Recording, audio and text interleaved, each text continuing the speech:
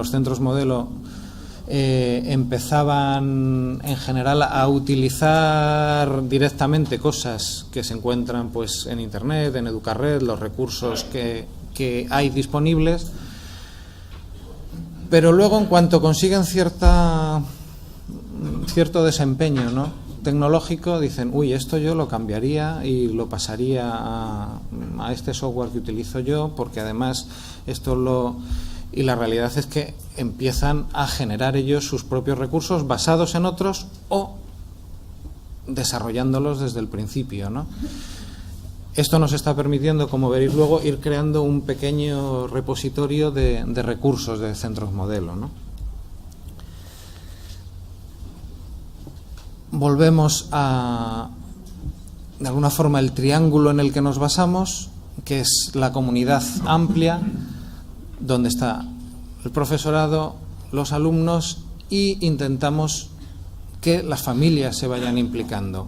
Esto también varía de centro a centro, es decir, en algunos casos, como es por ejemplo el centro de Granada, estamos directamente trabajando con los padres. Los padres vienen a formación, trabajan con nosotros y están completamente implicados. En otros casos es de forma indirecta, porque se va trabajando con los profesores para que trabajen con los padres. Pero el hecho es que las familias tienen que estar de alguna forma implicadas en el proceso para que consigamos un proceso eficaz. ¿Cómo están los profesores en los centros modelo? Están implicadísimos. Es decir, el porcentaje que está trabajando y haciendo cosas es muy elevado. Tienen ellos también su proyecto, en algunos casos individual, de ciclo, de conjunto, de formación. Estos procesos obviamente llevan tiempo, dedican tiempo trabajando con nosotros, con el grupo de Educarred. Cada 15 días sesiones presenciales, pero eso no es todo. Seguimos en contacto con plataformas como son Intercampus, plataformas Moodle, correo electrónico, teléfono. Es decir, llegamos en muchos casos a aburrirles, porque, si les podéis preguntar a los que están, es un proceso realmente de trabajo con ellos, de seguirles y de que sientan que están acompañados, que no se sientan solos en el proceso, lo que les permite en muchos casos ir más rápido en soltarse y en utilizar estas tecnologías, ¿no?, en el aula. Como decía, la implicación de los padres es importante y es variada. Y de lo que no hay duda, por supuesto, es de los niños. Los niños están todos encantados y en cuanto ha habido en algún caso alguna demora y estaba la pizarra pero no estaba instalada, pues estaban allí detrás de todos, de los profesores, de los padres, de a ver cuándo podían ellos utilizar, ¿no?, estos recursos. Utilizamos, por tanto, las TIC como una oportunidad, donde hay un nuevo rol del profesor, es decir, un nuevo rol donde hay que hacer, es un mediador, tiene que conseguir. Esto del nuevo rol, al principio, cuando empezó la tecnología, parecía y se temía que el profesor iba a desaparecer. La tecnología le iba a suplir y los niños con un ordenador ya lo tenían todo. La realidad lo que está demostrando es que se necesita más al profesor, se necesita más a un mediador que medie en la cantidad de información que le llega al alumno, porque efectivamente el profesor ya no es la entrada de información, igual que no lo es la familia, que eran las dos vías anteriores de entrada de información principal. Internet te da acceso a informaciones de todo tipo, pero ahí hay que empezar a decidir qué modelo utilizamos. ¿Utilizamos el modelo de prohibir y solo dejamos acceder a cosas concretas, o utilizamos el modelo de hacer críticos a nuestros alumnos y que tengan capacidad de decisión y de decir no. Porque nosotros podemos cerrar perfectamente el entorno de un colegio y decidimos que accedemos a 7 páginas web que son las que usamos. Si hacemos eso, cuando salgan fuera, que van a salir, van a ser capaces de tomar decisiones frente a toda la información que les llega. Digamos que todo esto plantea dudas. Por lo tanto, el rol del alumno varía también. El alumno tiene que tener mayor autonomía, responsabilidad, crear con el profesor su aprendizaje, participación de las familias, crear comunidades de aprendizaje, espacios colaborativos y sobre todo una comunidad amplia, es decir, donde toda la comunidad está participando en el proceso. Tenemos un web de Centros Modelo donde ahí podéis tener más información y de hecho tendréis acceso a algunos de los recursos que estáis viendo en los talleres, recursos que se están haciendo de todo tipo, de presentaciones, de notebook, de podcasts, blogs, X. Y luego lo que hemos ido desarrollando, porque vamos adaptando un poco en función de qué necesidades vamos teniendo. Y entonces, el modelo es que hay una primera fase, digamos que puede ser como el primer año de trabajo, donde se va enseñando un poco todo el bosque, ¿no? ¿Qué opciones hay de forma general? Resulta en muchos casos un poco apabullante porque no da tiempo a entrar en detalle en nada, es decir, pasamos por blogs, por podcasts, por JClick, por el software de la pizarra, es decir, va todo como una cosa detrás de otra, donde intentamos eso, enseñar todo el bosque. Y luego empezamos a trabajar más en concreto en grupos, porque la realidad es que cada profesor se identifica con determinadas herramientas y ya lo ha visto todo, ellos mismos van tomando decisiones de pues a mí lo que por el motivo que sea, porque es lo que mejor me funciona en clase o porque es con lo que yo me siento más seguro, es decir, la verdad es que no importa mucho el motivo, pero se van como concentrando. Entonces empezamos a trabajar en la segunda fase más en detalle, herramientas concretas, pero en vez de con todos los profesores, con un grupo, cada grupo va decidiendo qué herramientas va utilizando. Y esto empieza a generar actividades, y cada profesor empieza a generar sus actividades. ¿Y cómo seguimos todo eso? Entonces ahí es donde hemos creado un espacio privado dentro del web que nos permite seguir este asesoramiento de tal manera que un profesor decide, yo quiero hacer un podcast de tal, lo da de alta, inmediatamente el equipo de Educarred le asigna un tutor dentro del grupo que se pone en contacto con él, por eso os decía lo de que da la lata por teléfono para ver cómo vamos a trabajar esa actividad en concreto. Y entonces se convierte ya no en un proceso de formación donde nos juntamos en grupos, sino es un proceso más de lo que podría llamarse coaching o tutorías, ¿no? Seguimos todo el proceso y en determinado momento se genera esa actividad. Esa actividad se sube entonces al web para que esté disponible. Y entramos en el proceso de generar la experiencia, es decir, yo ya tengo la actividad, hay que probarla en el aula.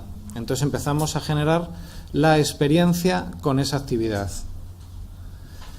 Todo esto se va actualizando directamente en el web de tal forma que estas actividades, estas experiencias empiezan a estar, estamos ahí en el proceso de que funcione completamente bien, lo de que aparezca automáticamente, pero que empiezan a aparecer directamente en el web para que la gente que entra pueda ver qué cosas están haciendo en Centros Modelo. Y entonces, con esto de alguna forma cerramos el ciclo, es decir, tenemos una actividad generada que está en un sitio web que me permite, a su vez, utilizarla en sitios variados. Es decir, yo quiero usarla en un blog, pues sé que la tengo colgada en determinado sitio donde la controlo yo y está todo el bucle cerrado. Vamos a entrar un poco en el modelo de aula y entonces básicamente, es decir, a lo largo de la historia ha habido distintos cambios, ¿no? En el momento que se desarrolla la imprenta, pues la imprenta hace que los libros sean más accesibles, ya no estén solo en los monasterios, con lo cual hay una revolución porque la información empieza a ser más accesible. El proceso de la tecnología es un poco así, pero más a lo bruto, es decir, ahora la información está como accesible por completo.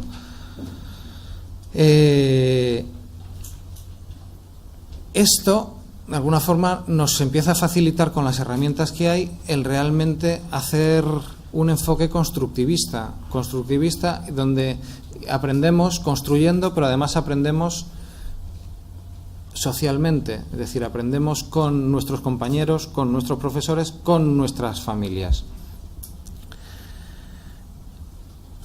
Una cosa importante en centros modelo es que intentamos que el modelo sea inclusivo. Como hemos oído esta mañana, que nos decía Juan Carlos, la inclusión es un proceso voluntario, ¿no? No tenemos necesidad de incluir a los excluidos.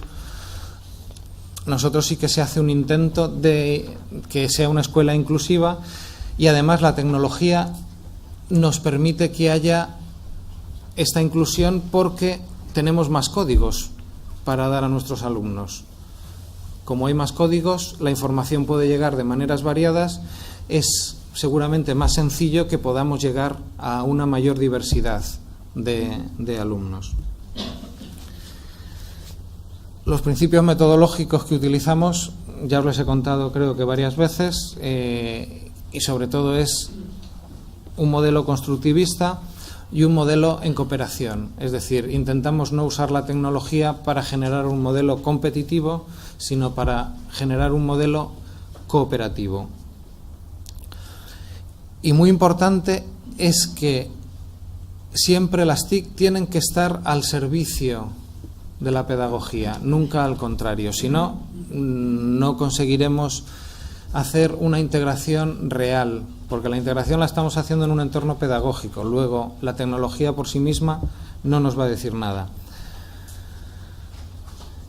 Tenemos, por lo tanto, que ir generando estas nuevas metodologías, estas nuevas didácticas para que realmente seamos eficaces en el proceso y para que realmente no sea un añadido la tecnología, sino que sea algo más que utilizamos y lo utilizamos porque lo necesitamos para lo que queremos hacer pedagógicamente.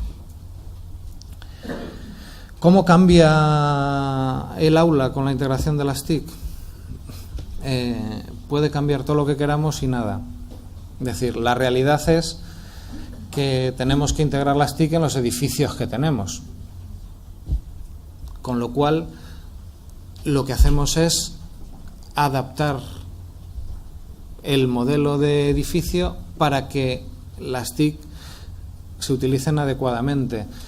Hay países, pues Islandia, por ejemplo, hace 2 o 3 años empezó a construir sus escuelas ya teniendo en cuenta qué modelo utilizaban ellos, cómo se usaba la tecnología, cómo por el clima que tienen, en muchos casos durante el invierno los niños no eran capaces de llegar al colegio, entonces entraba la enseñanza virtual.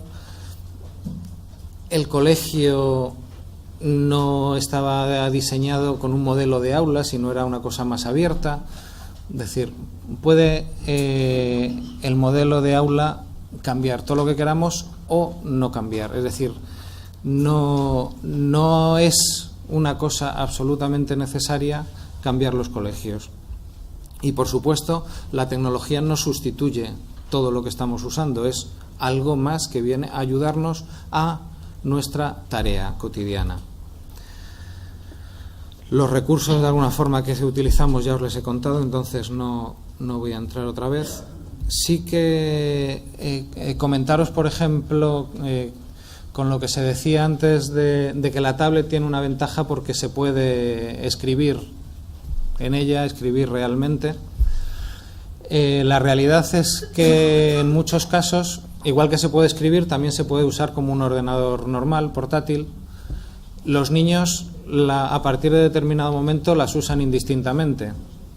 Es decir, están los que prefieren escribir y están los que prefieren usarlo como portátil normal.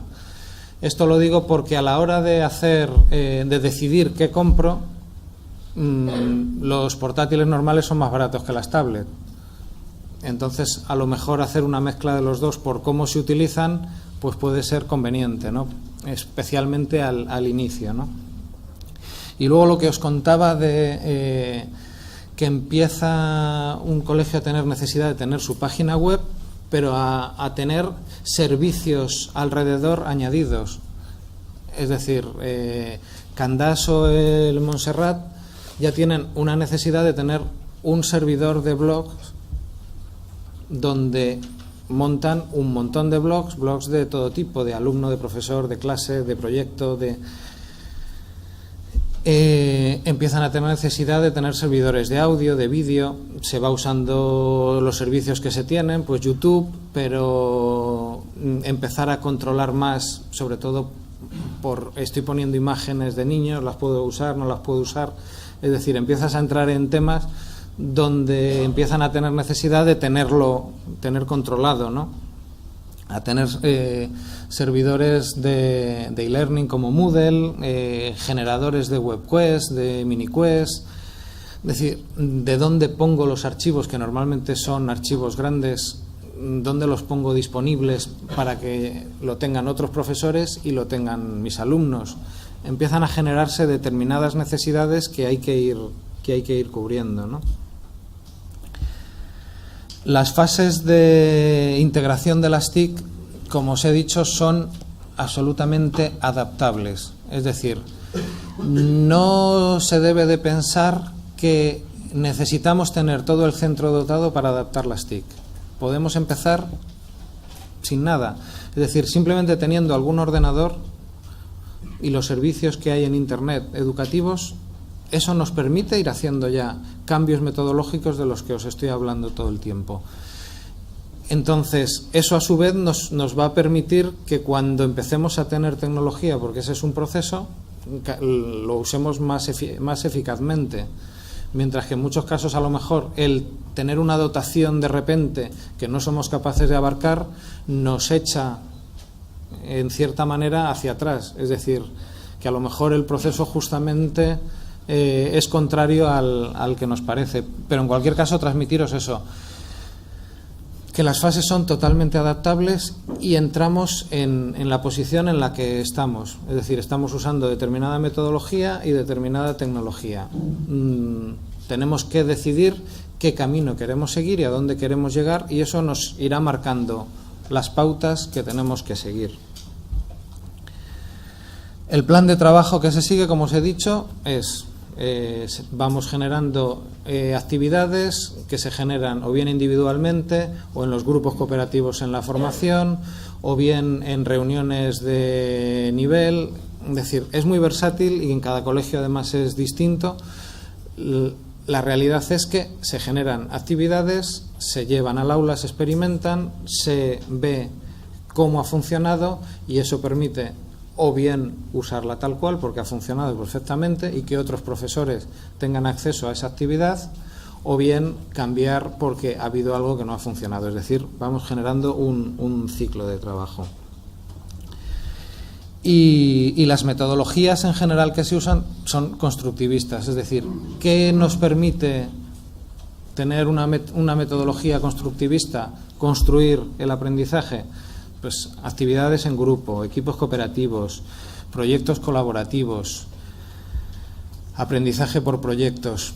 Es decir, también hay una variedad y cada profesor se siente más cómodo en unas cosas. Hay profesores que deciden que los proyectos colaborativos es lo suyo y los utilizan. Luego acabas utilizando siempre cosas variadas residuales porque las necesitas, pero realmente como el tronco de cada uno es lo que el profesor concreto, individual, siente como más eficaz y más útil para él.